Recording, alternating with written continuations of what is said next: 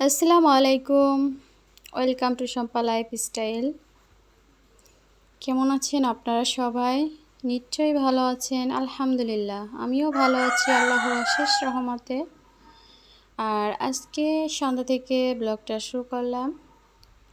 Please একটা like দিয়ে continue করবে।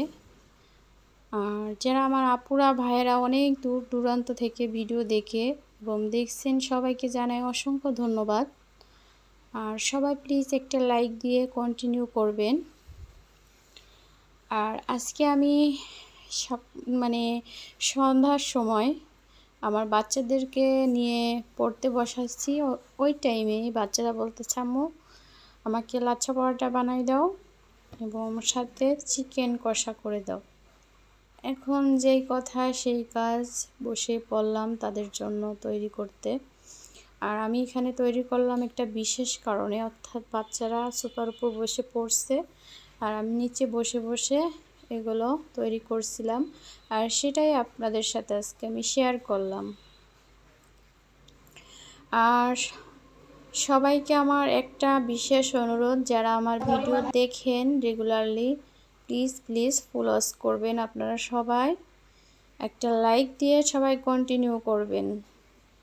আর যারা আমার চ্যানেলটা নতুন ভিজিট করেন এবং করছেন, সবাই প্লিজ সাবস্ক্রাইব করে পাশে থাকবেন, বেল আইকন বাজিয়ে রাখবেন, যাতে নতুন ভিডিও দেওয়ার সাথে সাথে আপনাদের নোটিফিকেশন পেয়ে যান।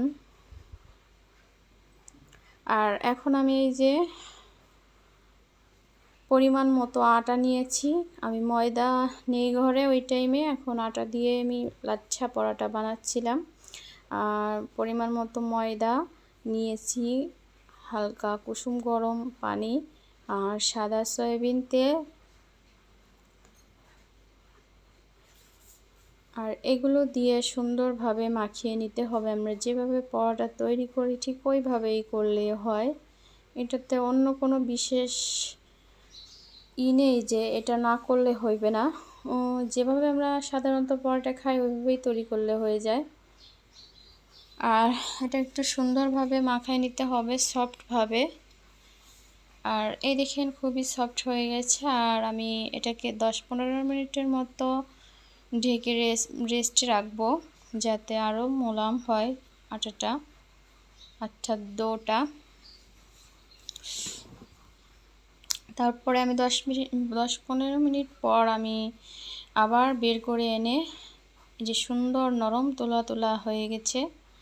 আর এটাকে আমি 4টা ভাগে ভাগ করে নিচ্ছিলাম, কারণ 4টা পরোটা তৈরি করব, লাচ্ছা পরোটা আর এমনি পরোটাও তৈরি করব। কিন্তু বাচ্চাদের মন রক্ষার্থের জন্য 4টা পরোটা তৈরি করে দেব, 2 ভাইয়ের জন্য।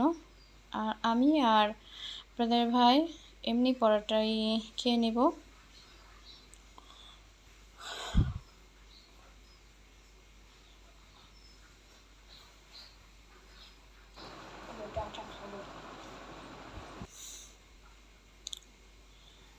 আর সংসারে এমন একটা জিনিস, একটা নারী সব দিকটাই খেয়াল রাখতে হয়। যখন যেটা চায় শ্বশুরবাড়ির লোকেরা বা ছেলে সন্তান স্বামী, তাদের যে চাহিদাটা, সবসময় চাহিদাটা পূরণ করার জন্য তৈরি হয়ে থাকতে হয়, যে কখন কোনটা চাইবে, কখন কোনটা বলবে, সব দিকটাই এক্সপার্ট হতে হয়। আর যখন আমি এক্সপার্ট হতে পারবো না, সংসারে সেইভাবেই করতে পারবো না সবার কাছে, তখন হয়ে যাব আমি খারাপ। আর আমি যদি সব দিকটা ট্যাকেল করে রাখতে পারি, তাহলে সবার কাছে অনেক স্মার্টতা পাবো, সবার কাছে অনেক সম্মানতা পাবো। আর যখন আমি পারবো না, তখন হয়ে যাব অনেকটা খারাপ সংসারে, যে সেই কাজটা পারে না, ওই কাজটা পারে না, এইটা পারে না, কথাবার্তায় তার এরকম চালচলন ভালো না, এটা সেটা নানান দিয়েই উঠে আসে। আর আমাদের মেয়েদের জীবনটাই হচ্ছে এরকম। আমি এই যে পাতলা করে বেলে নিয়েছি রুটিটা, আর এখন একটু সয়াবিন তেল দিয়ে সুন্দরভাবে হাত দিয়ে আমি মেখে নিচ্ছিলাম। আর এটা একটা ছুরির সাহায্যে কেটে নিতে হবে।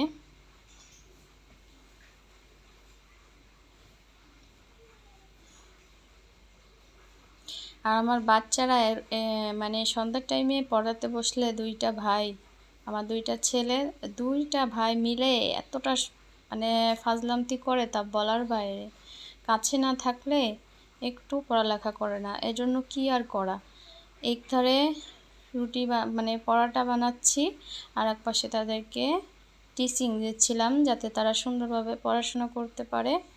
এর জন্য এক ঢিলে দুই পাখি মারা যাকে বোঝায় এক কথায়, সেটাই করতেছি। আর আমি যদি এখান থেকে সরে কিচেন রুমে বসে বানাই, তখন ওরা এখানে বসে বসে শয়তানি করবে, আর কিছু না, লেখাপড়া বাদ দিয়ে এটা করবে ওটা করবে। বাচ্চারা, এখনকার বাচ্চারা খুবই খুবই মানে ফাজিল। আমার বাচ্চারা তো অনেক ফাজিল।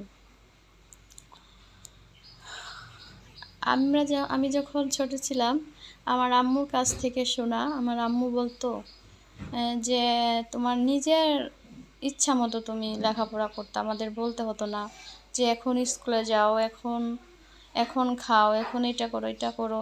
তোমার নিজের মতো তুমি চলতে ফিরতে, তোমার নিজের আলাদা একটা কোয়ালিটি ছিল।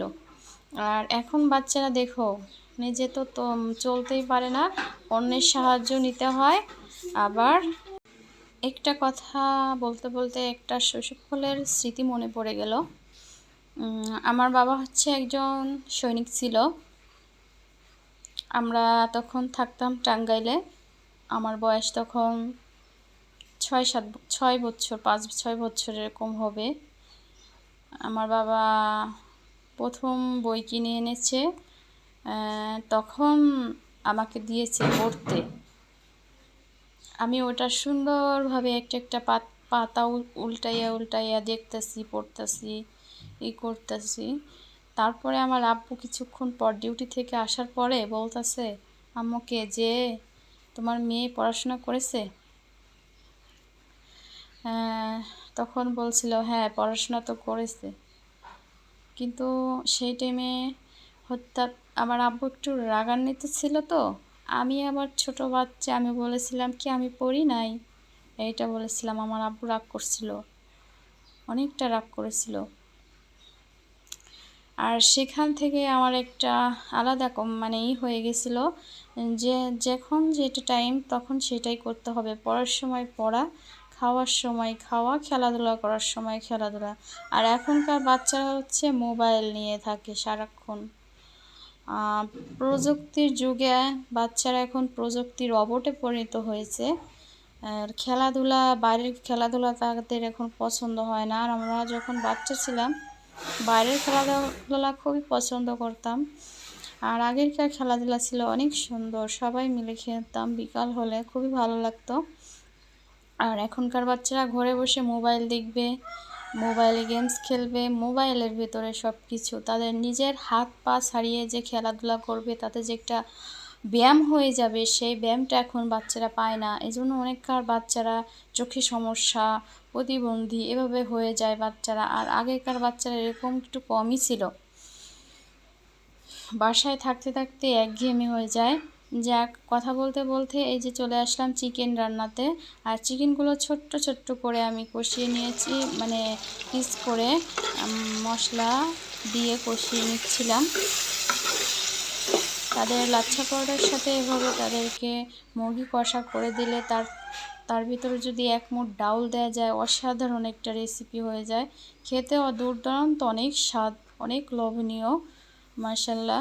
আর আমি তো খাওয়ার পর ভয়েস দিয়েছি আপনাদের সাথে, খুবই সুন্দর হয়েছিল। আর আপনারা বাসায় বসে যদি এই বৃষ্টির দিনে লাচ্ছা পরোটা আর যদি এভাবে তৈরি করে নেন চিকেন, তাহলে জমে যাবে। খুবই সুন্দর একটা নাস্তা তৈরি হয়ে যাবে। সবাইকে আমি আবারও বলছি, আজকের ভিডিওটা যদি আপনাদের সবার ভালো লাগে, প্লিজ একটা লাইক, শেয়ার, কমেন্ট করবেন। আর আমরা এই যে চলে আসছি খেতে, অনেক টেস্টি এবং সুস্বাদু হয়েছে, সেটাও আপনাদের সাথে শেয়ার করলাম। আর সবাই ভালো থাকবেন, সুস্থ থাকবেন। আর কন্টিনিউ ভিডিওগুলো দেখে কমেন্ট করে জানাবেন যে কেমন হলো। আল্লাহ হাফেজ।